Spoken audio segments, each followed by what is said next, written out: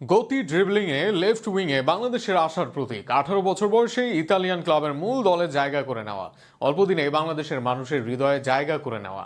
বলা হচ্ছিল বাংলাদেশের উইঙ্গার ফাহমিদুল ইসলামের কথা। আজ এই উইঙ্গারের জন্মদিনে এই উইঙ্গারকে নিয়ে বিস্তারিত থাকছে প্রতিবেদন।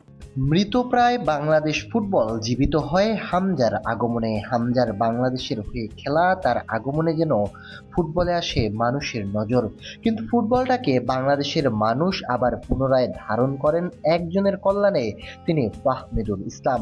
18 বছরের ফাহমিদুল নজর কাড়েন বাংলাদেশ কোচ হেভিয়ার কাবরেরার, ফলে তাকে জাতীয় দলে ডাকেন এই কোচ।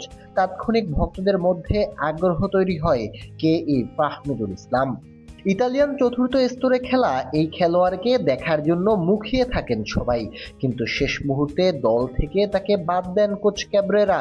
ফাহমিদুলের বাদ পড়ায় জাগ্রত হয় সবাই। শুরু হয় ফুটবলকে ঘিরে আন্দোলন, যে আন্দোলনে আবারও ফুটবলের জন্য এক হয় দেশের কোটি মানুষ। এরপর থেকেই নজর সব ফুটবলে। ফাহমিদুলও এসেছেন ফিরে এসে সবাইকে দেখিয়েছেন নিজের জাদু। বাংলাদেশ দলের হয়ে 2 ম্যাচ খেলেছেন ফাহমিদুল। প্রথম ম্যাচে ভুটানের বিপক্ষে দারুণ কিছু চান্স ক্রিয়েট করেন। বাদিক থেকে তার কল্যাণে একের পর এক আক্রমণ করতে থাকে বাংলাদেশ। যেমন গতি, তেমনি তার ড্রিবলিং ও ফুটওয়ার্ক।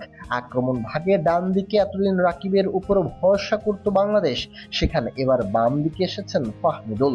সিঙ্গাপুর ম্যাচে বাংলাদেশ হারলেও সুমিত সোমের সাথে ফাহমিদুলের বোঝাপড়া ছিল দারুণ। একাধিকবার গতি দিয়ে সিঙ্গাপুরের ডিফেন্সও পরাস্ত করেন। ডি বক্সের সামনে তাকে ফাউল না করলে হয়তো নিজের প্রথম গোলটাও পেতে পারতেন এই উইঙ্গার।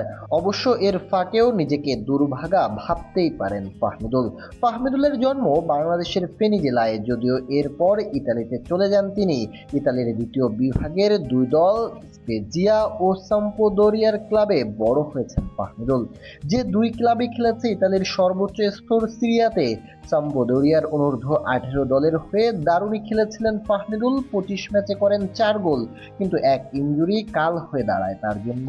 ফলে তাকে চলে যেতে হয় চতুর্থ স্তরে, যেখানে লিগরন এবং লিভারন নামের 2টি ক্লাবে খেলেন মোট 8 ম্যাচ। এরপর তাকে দলে ফেরায় আরেক ক্লাব অলিভিয়া, যে ক্লাবের যুব দলের হয়ে হ্যাটট্রিক করে আসেন আলোচনায়। ফলে মূল দলে ডাক পেতে সময় লাগেনি তার।